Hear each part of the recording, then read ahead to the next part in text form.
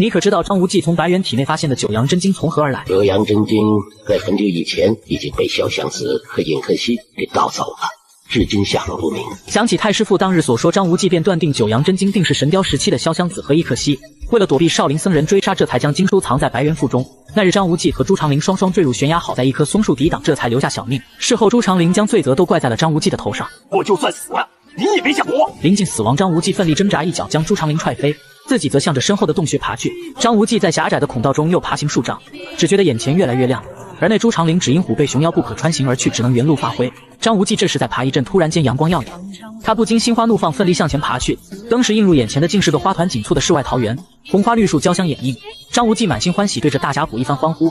往后数日，不仅有水果可以吃，还可以捕鱼度日。这天，张无忌按照往常惯例采摘野果填饱肚子，可在这时忽听得几下猴子的滋滋惨叫声，甚是紧迫。张无忌顺着声音而去，却见一只猴子的脚被卡在石缝里。他见猴子疼痛难受，便用力将他的小腿从石缝中拔出。这几下蛮力好大，竟将猴子的腿部擦伤。随后张无忌找些草药，嚼烂了给他敷在伤处。你要知道，张无忌深得胡青牛医术真传，这几下不过3日便能行走。可在这天，张无忌还在蠢蠢欲睡，忽觉有只毛茸茸的大手在脸上轻轻抚摸。他睁开眼，大吃一惊，只见一只白色大猿猴蹲在身旁。他急忙跳起，这下可把他吓得半死。你是什么东西啊？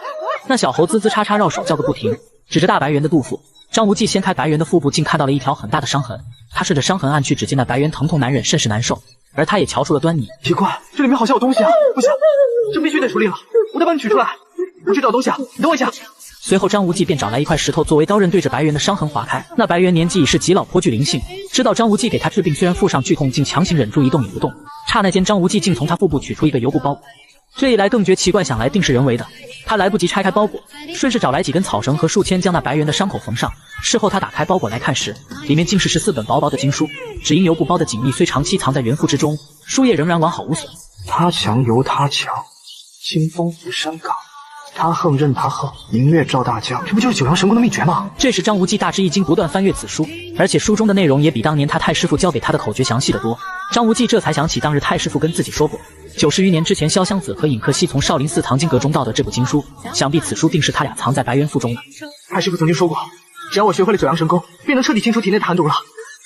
小子，我有救了！我有救了！白驹过隙，日光荏苒。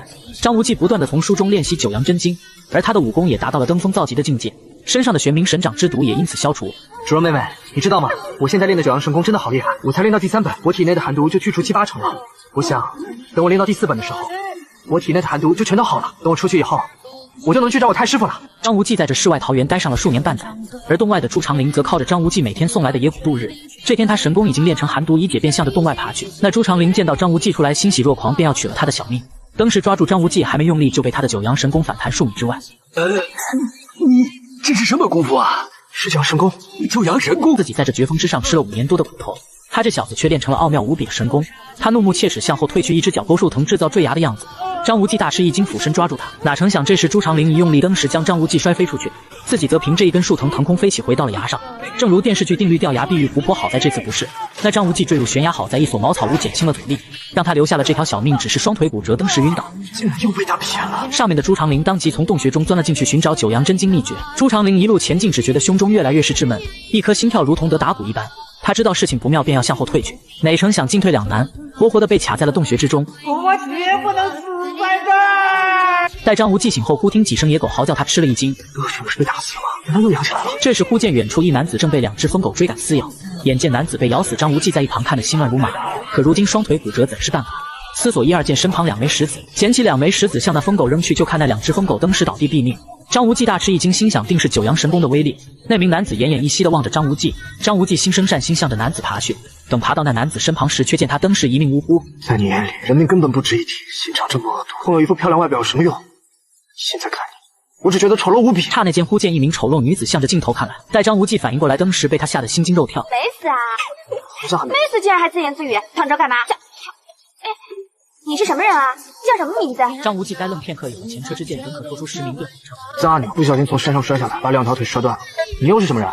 叫什么名字？为什么会在这儿？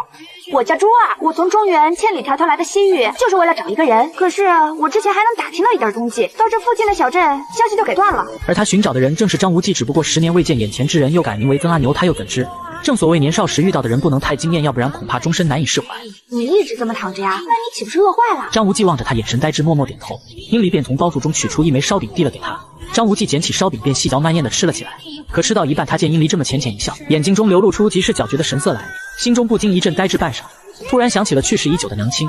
因为你笑的时候还笑的。丑大怪，你嫌我老实吧？老子都见你娘了！